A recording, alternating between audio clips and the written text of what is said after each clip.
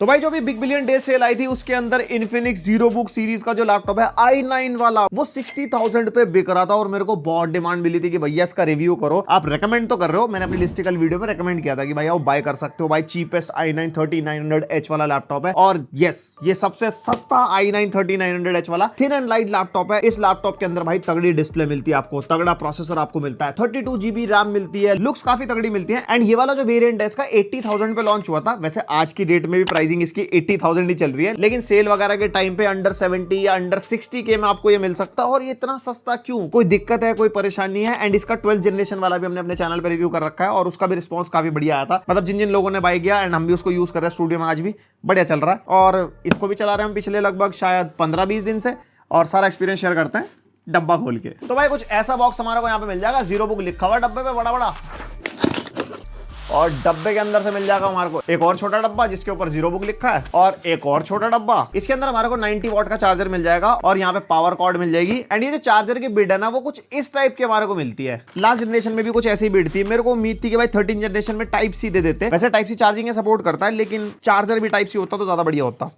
पता नहीं क्यों। और ये खोल लेते हैं काला काला डब्बा, गोरी गोरी टेबल पे काला काला डब्बा। ओहो, ये निकल जाता हमारा लैपटॉप। ओ भाई, ये इतना ज्यादा चमक रहा है कैमरा पे। ये यहाँ पे 0 लिखा है इसके बीच में, और इसके अंदर थोड़ी सी पुस्तक मिल जाएगी, बस बाकी और कुछ नहीं है। एंड यस, एक और चीज मैं बतानी भूल गया, इसके अंदर i5 वाला वेरिएंट आता है, i5 13 generation and i7 13 generation भी आता है। मैं i9 वाला दिखाने वाला हूँ आपको, एकदम मतलब पीक परफॉर्मेंस, और सारे लिंक मैं डिस्क्रिप्शन में दे दूंगा। तो भाई ये आ जाता है हमारा लैपटॉप। यहाँ पे हमारे को सिल्वर कलर में मिल जाता है लैपटॉप, और इसके ऊपर हमारे को लाइन्स वगैरह मिल जाएंगी सिल्वर कलर की। एंड ये जो जीरो का लोगो है ना, ये आप लैपटॉप जब ऑन करोगे तो ये ग्लो करता है, व्हाइट कलर की लाइट जलती है इसके अंदर। और पीछे से हमारे को कुछ ऐसा मिल जाएगा, यहाँ पे एयर इनटेक के वेंट्स हैं, ये हमारे स्पीकर हो गए। एंड यहाँ पे वेट डिस्ट्रीब्यूशन अच्छा लैपटॉप का, एक हाथ से लिड आराम से ओपन हो जाती है। And yes, by screen vowel अभी भी हमारे को मिलता है। लास्ट जनरेशन से थोड़ा सा कम है, लेकिन हाँ मिलेगा जरूर। और मैक्सिमम इसकी टॉप लिड कुछ इतनी खुल जाती है, मतलब प्रॉपर पीछे तक नहीं जाती, ये हमारी 100-110 डिग्री तक ही जाती है। और बिल्ड क्वालिटी के मामले में अच्छा है, लाइक टॉप लिड फ्लेक्स ऐसा ज्यादा नहीं है यहाँ पे, और यहाँ पे कीबोर्ड फ्लेक्स भी हमारे को ऐसा ज्यादा नहीं मिलेगा। और भाई यहाँ पे पूरा का पूरा लैपटॉप हमारा मेटल बिल्ड में है, यहाँ पे कोई प्लास्टिक का यूज नहीं हो रखा, एकदम ऐसे ठंडा ठंडा माहौल। बाकी मेटल का लैपटॉप है। थर्मल्स वगैरह कैसे हैं भाई, क्योंकि गर्म भी जल्दी होता है ना मेटल वाला लैपटॉप, वो आपको आगे गेमिंग वाले पार्ट में थोड़ा सा अंदाजा मिल जाएगा थर्मल्स वगैरह का। और हाँ, इसमें हमने थोड़े ज्यादा गेम टेस्ट किया है, क्योंकि 32GB रैम है ना, रैम शेयरिंग की वजह से हमारे को IGP में अच्छी खासी मेमोरी मिल जाती है, तो गेम चल जाते हैं, और वो भी i9 है। एंड जैसे कि हमारा थिन एंड लाइट सीरीज का लैपटॉप है, इसका वेट हमारे को 1.8 kg के आसपास मिलता है, 2 kg के अंडर है, ज्यादा भारी नहीं है, ज्यादा हल्का भी नहीं है, ज्यादा हल्का 1.5 से नीचे होते हैं। बट स्पेसिफिकेशन के हिसाब से जो भार है वो सही है, कंधों पर जोर नहीं आएगा। और वेट सिर्फ लैपटॉप का नहीं होता, चार्जर और कॉर्ड को भी अगर हम इंक्लूड कर देते हैं तो हमारा 2.3 kg के आसपास पहुंच जाता है। ये भी ऐसा कोई ज्यादा नहीं है, 2.5 किलो से कम है, तो सही रहता है हिसाब किताब। और यहाँ पे कीबोर्ड के लेफ्ट राइट में हमारे को स्पीकर का सेटअप मिलता है। इसके जो एग्जॉस्ट वेंट है ना, वो हमारे को यहाँ पे मिल जाएंगे, मतलब पीछे की तरफ नहीं है, यहाँ से हवा पास होती है और वो हवा कुछ यहाँ से भी निकल जाती है। और अब कर लेते हैं तकनीकी बातें। Intel core i9 3900H processor हमारे को इसके अंदर मिलता है, 14 कोर 20 थ्रेड्स वाला प्रोसेसर है, 6P कोर्स के साथ आता है, 8E कोर्स के साथ आता है। एंड इस लैपटॉप में 32GB रैम मिलती है हमारे को, LPDDR5X रैम है, यानी कि ऑन बोर्ड सोल्डर्ड रैम है, अपग्रेड नहीं कर सकते, 5200 मेगाहर्ट्ज क्लॉक स्पीड वाली। और इंटेल आइरिस एक्सी ग्राफिक्स हमारे को मिल जाएंगे, जो हमारे ऑन बोर्ड ग्राफिक्स है इंटेल के साथ। 1TB की Gen 4 SSD हमारे को यहाँ पे मिलती है, जिसकी रीड एंड राइट स्पीड आप देख सकते हो, अच्छी खासी रीड एंड राइट स्पीड है भाई, 5300 MBPS के आसपास रीड स्पीड एंड 4800 के आसपास राइट स्पीड है। और इस लैपटॉप के अंदर हमारे को 2 SSD के स्लॉट मिल जाते हैं, जिसमें से एक ऑक्यूपाइड है, जिसके अंदर आपकी SSD लगी हुई आएगी, और एक एडिशनल स्लॉट भी हमारे को मिल जाएगा। पर स्लॉट 1 TB तक ये मैक्सिमम सपोर्ट करता है। एंड कनेक्टिविटी के मामले में Wi-Fi 6E and Bluetooth version 5.2 के साथ ही आता है। और हाँ, MS ऑफिस के साथ ही आता है, MS ऑफिस 365 आपको मिलेगा, 365 डेज के लिए, लाइफ टाइम वाला MS ऑफिस नहीं है, 1 साल के बाद रिन्यूअल या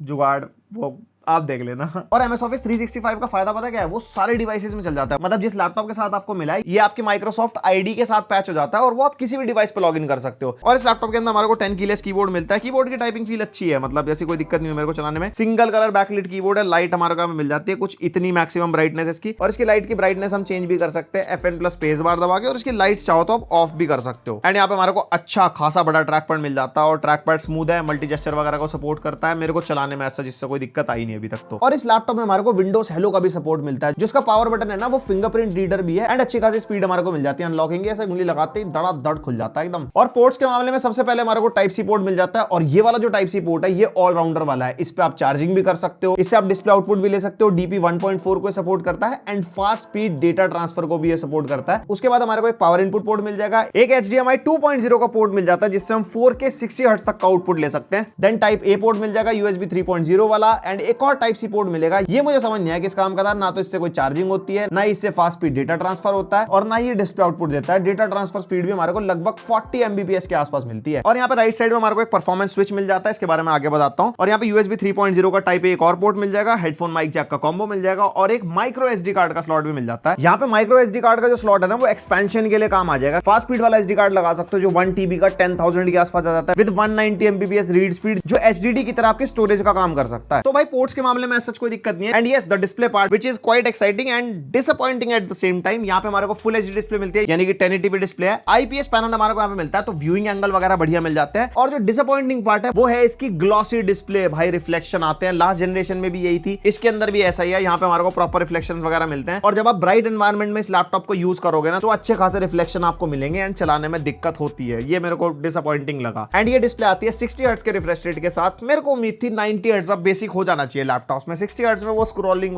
थोड़ी स्मूथनेस, बंदा थोड़ा बहुत गेम वेम भी खेलता है, और ये अच्छा खासा प्रोसेसर है, अच्छे खासे फ्रेम रेट मिल भी जाते हैं, लेकिन ना वो 60 हर्ट्ज में वो जिटर सा ना होता है फील। बट यस, जो अच्छा ही है इसका कलर गैमेट। भाई यहाँ पे हमने टेस्ट किया था, 94% sRGB निकल के आई थी, 67% NTSC, 73% P3 and 73% Adobe RGB। And जो पीक ब्राइटनेस इस लैपटॉप की वो 450 निट्स है। जिस प्राइस पॉइंट पे आता है ऐसा कलर गैमेट और इतनी ब्राइटनेस यूजुअली हमारे को लैपटॉप्स पे नहीं मिलती। अगर मिल भी जाती है, जैसे Asus Vivo की OLED सीरीज वगैरह होगी, लेकिन उसके अंदर फिर अच्छी स्पेसिफिकेशन नहीं मिलती। जैसे इसमें i9-3900H है, H सीरीज का प्रोसेसर मिल रहा है, तो वो सारी चीजें अगर कंक्लूड करते हैं तो वो सब बढ़िया है। एंड यहाँ पे जो डिस्प्ले है वो कलर एक्यूरेट है, तो कलर एक्यूरेसी वाले आप टास्क कर सकते हो, कलर ग्रेडिंग आप कर सकते हो, वीडियो एडिटिंग करते हो, वीडियो एडिटिंग के अंदर कलर ग्रेडिंग करनी हो, वो सारे टास्क आप इस पे इजीली कर पाओगे। एंड अगर इसके ऊपर कंटेंट वगैरह भी देखते हो तो भाई डिस्प्ले बढ़िया तो लगती है। और ये कुछ ऐसा इसका वेबकैम टेस्ट है, और ये इसका माइक का टेस्ट है। माइक लैपटॉप का यूज हो रहा है, कैसी आ रही है आवाज आपको बताओ हमारे को। कभी आप मीटिंग करोगे तो कुछ ऐसी आवाज सामने वाले को सुनाई देगी। 1080p वेबकैम है, वेबकैम की क्वालिटी अच्छी है, लाइक लाइट कंट्रोल अच्छा है, ओवर एक्सपोज नहीं हो रहा। आपको कैसी लगी आप कमेंट करके बताओगे। और इसके वेबकैम के साथ हमारे को एक्स्ट्रा फीचर्स मिल जाते हैं, जैसे यहाँ पे हमारे को बैकग्राउंड वाला फीचर मिलेगा। इसको जब हम ऑन करते हैं ना, तो ये बैकग्राउंड यहाँ पे क्रिएट कर देता है, और इसकी ट्रैकिंग बिल्कुल भी अच्छी है। देख रहे हैं यहाँ पे कैमरा कट रहा है मेरा, यहाँ पे चेहरा भी कट रहा है, और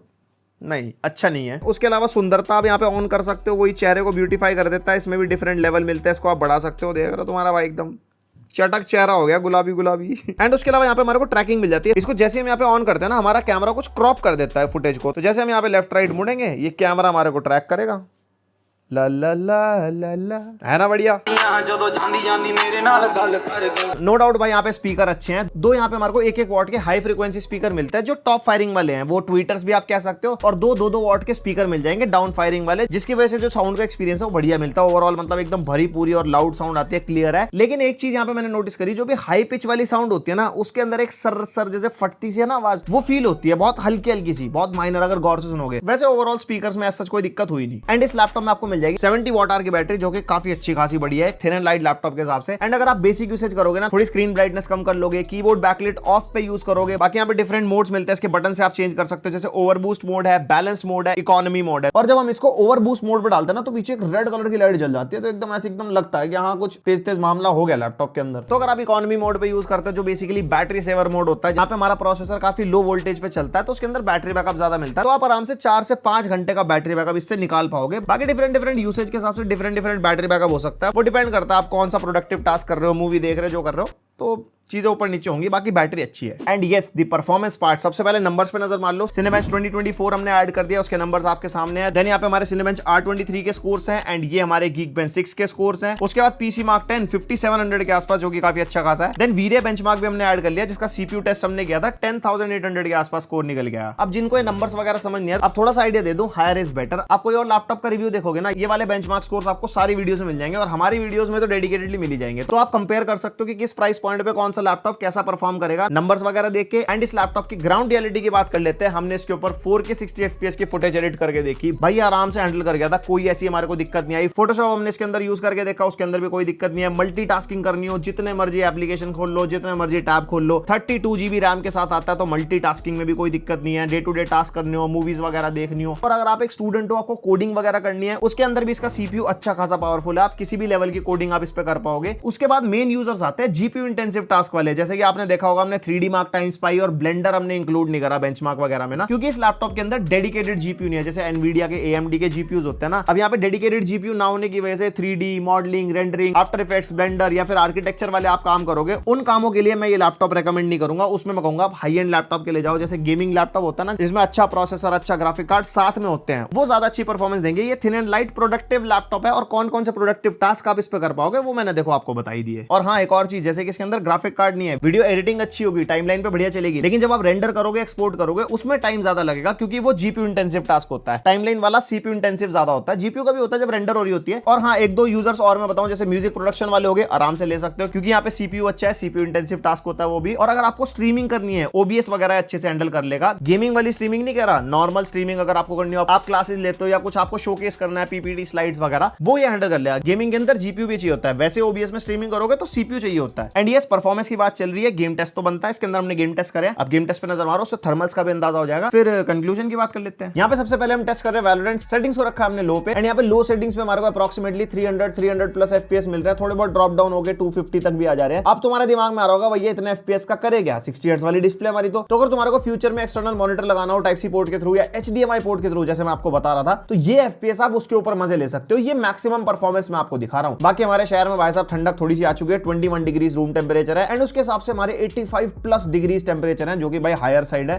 थिन एंड लाइट सीरीज का लैपटॉप है, मेटल बिल्ड में, तो भाई इतने टेंपरेचर तो देखो जाएंगे। एंड जिसका सीपीयू है ना, वो अच्छी खासी पावर ड्रॉ कर रहा है। i9 13900H को जैसा परफॉर्म करना चाहिए बिल्कुल वैसा ही है, कोई भी अंडरवोल्ट वगैरह नहीं कर रखा, जिसकी वजह से परफॉर्मेंस बढ़िया मिल रही है हमारे को। उसके बाद हमने टेस्ट किया फार क्राई 6। यहाँ पे हमने स्टार्टिंग में सेटिंग्स को रखा था हाई पे और कोई भी अपस्केलिंग मेथड हमने यूज नहीं करा था। एंड यहाँ पे आप देख सकते हो हाई सेटिंग्स में रॉ परफॉर्मेंस में भी भाई अप्रॉक्सिमेटली 25 to 30 फ्रेम्स मिल रहा है, जो कि प्लेबल नहीं होते ऑब्वियसली, लेकिन यहाँ पे आपको पता लग रहा होगा इतने फ्रेम्स क्यों दे रहा है, क्योंकि भाई रैम 32GB है, 18GB के आसपास रैम यहाँ पे यूज हो रही है। और शेयर होकर जो ऊपर ग्राफिक्स मेमोरी दिखा रहा है वो भी रैम शेयर करके दिखा रहा है 6300 के आसपास। फिर मैंने सोचा चलो सेटिंग्स गिरा लेते हैं। उसके बाद हमने मीडियम सेटिंग्स पे टेस्ट करा तो हमारे को 5 to 7 FPS का जंप मिला। उसके बाद हमने लो सेटिंग्स पे टेस्ट किया तो लो सेटिंग्स पे हमारे को 35 प्लस FPS मिल रहे थे, जो कि प्लेबल हो जाते हैं। और सीपीयू टेंपरेचर भाई हायर साइड जा चुके हैं, मतलब लैपटॉप थोड़ा सा गर्म हुआ तो 90 प्लस डिग्री चले गए। लेकिन वही बात है, थिन एंड लाइट सीरीज का लैपटॉप है, मैं कहूंगा कि इसके नीचे आप कूलिंग पैड वगैरह लगा लेना, जिसकी वजह से थोड़े टेंपरेचर मैनेज हो जाएंगे अगर आपको लंबी गेमिंग करनी है इसके ऊपर। उसके बाद लास्टली फार क्राई 6 को मैंने लो सेटिंग्स पे टेस्ट किया था, फिडिलिटी एफएक्स की सेटिंग्स को यहाँ पे नीचे ऑन कर दिया था, और यहाँ पे फिडिलिटी एफएक्स सुपर रेजोल्यूशन को भी हमने यहाँ क्वालिटी पे कर दिया था। एंड उसके बाद हमारे को 55 to 60 FPS मिल रहे थे, जो कि अच्छे खासे प्लेबल होते हैं। तो यहाँ से आपको पता लग गया होगा कि अगर आपका सीपीयू पावरफुल है और रैम ज्यादा है तो iGPU पे भी गेम्स अच्छे खासे परफॉर्म कर जाते हैं। ज्यादा ग्राफिक्स इंटेंसिव नहीं होते, लो सेटिंग्स पे आप खेल पाओगे, बट यस खेल पाओगे। फिर यहाँ पे टेस्ट कर रहे हैं हमारा प्यारा GTA 5, रेजोल्यूशन 1080p है। मैं बताना भूल गया, सारे गेम्स 1080p पे ही टेस्ट हो रहे हैं क्योंकि नेटिव रेजोल्यूशन 1080p है। एंड यहाँ पे जो सेटिंग्स थी हमने रखी थी वेरी हाई और मीडियम का मिक्सचर, तो मिक्स सेटिंग्स जो इसने उठा ली थी अपने हिसाब से। और GTA 5 में हमारे को 60 to 80 FPS के आसपास मिल रहे थे, जो कि अच्छे खासे प्लेबल है। 60 हर्ट्ज वाला पैनल है इसके अंदर, एकदम स्मूथ गेम प्ले हमारे को मिलेगा कुछ इतनी सेटिंग्स के ऊपर। फिर मैंने सोचा थोड़ा सा एक बार लेवल और पुश करके देख लेते हैं। RDR2 यहाँ पे हमने टेस्ट करा और सेटिंग्स को हमने ना लो रखा था, बिल्कुल लोएस्ट। मुझे पता था भाई बहुत ग्राफिक्स इंटेंसिव गेम है, कहीं चल पाएगा इसके अंदर। और भाई यहाँ पे मैं सरप्राइज हो गया था, 35 to 40 FPS के आसपास मिल गए, जो कि अच्छे खासे प्लेबल होते हैं लो सेटिंग्स पे। और यहाँ पे आप देख सकते हो रैम हमारी 17GB के आसपास यूज हो रही है, सीपीयू टेंपरेचर्स बढ़ के 95 डिग्री तक पहुंच चुके हैं। तो कूलिंग पैड तो भाई 100% रिकमेंडेड है अगर आप इसके ऊपर थोड़ी लंबी गेमिंग करने वाले हो तो भाई ये था मेरी तरफ से इन्फिनिक्स ZeroBook 13 जनरेशन का पूरा रिव्यू। एंड ये जो लैपटॉप आपको 48,000 से स्टार्ट होता हुआ मिल जाएगा आज की डेट में। जो i5 13 जनरेशन है, i7 वाला 60,000 का है और i9 वाला 80 का है। लेकिन ये i9 वाला 60K के आसपास मिल रहा था, कार्ड ऑफर, बैंक ऑफर वगैरह लगा के सेल के टाइम पे, PVD के टाइम पे। और बहुत लोगों ने बाय भी किया। तो जिन्होंने बाय कर लिया वो अपना एक्सपीरियंस शेयर करना कि कैसा चल रहा है लैपटॉप, कोई दिक्कत परेशानी तो नहीं आ रही, और लोगों के लिए हेल्प हो जाएगी। जितना मैंने टेस्ट करा है मेरे एंड पे तो कोई दिक्कत आई नहीं। एंड जो भी तुम में से लोग कमेंट करने वाले हो ना भैया ये लैपटॉप लें या वो वाला लें, ये गेमिंग वाले से कंपेयर करोगे, कभी किसी से कंपेयर करोगे, जिस प्राइस पॉइंट पे ये लैपटॉप आता है इसके साथ में कोई और गेमिंग वाला लैपटॉप होगा, इसका उसका कोई कंपैरिजन नहीं है। ये थिन एंड लाइट सीरीज का अच्छा प्रोसेसर वाला लैपटॉप है। दूसरे लैपटॉप इसके side by side gaming graphic card के साथ आएंगे, तो वो अलग जॉनरा वाले, अलग ऑडियंस को टारगेट करने वाले लैपटॉप है। तो भाई कंपैरिजन में यहाँ पे कोई सीन नहीं है। अगर इसी प्राइस पॉइंट पे कोई और थिन एंड लाइट लैपटॉप है जिसमें तुम लोगों को कंफ्यूजन हो तो वो कमेंट करके पूछ लेना, मैं कोशिश करूंगा रिप्लाई करने की। वैसे मेरे को इसके आसपास कोई लैपटॉप मिला नहीं जो ऐसी परफॉर्मेंस दे दे, ऐसी स्पेसिफिकेशन, रैम और डिस्प्ले और ये सब चीजें, वो थोड़ा सा आउटस्टैंड कर जाता है, जो कि अच्छी चीज है। एंड बहुत लोगों को डाउट है आफ्टर सेल सर्विस को लेके कि भैया इन्फिनिक्स से हम ले लेंगे, बाद में दिक्कत तो नहीं होगी। कॉल केयर हैंडल करता है इन्फिनिक्स को और इनके अच्छे खासे सर्विस सेंटर्स हैं इंडिया में, आप जाके चेकआउट कर सकते हो कि आपके शहर में है या नहीं है। एंड ये पिकअप एंड ड्रॉप सर्विस भी प्रोवाइड करते हैं या आपको विजिट भी करना पड़ सकता है डिपेंडिंग अपॉन द सिचुएशन। बाकी आफ्टर सेल सर्विस कैसी है इन्फिनिक्स की या किसी भी ब्रांड की, मैं कभी अपने वीडियो में नहीं बताता, क्योंकि आफ्टर सेल सर्विस ना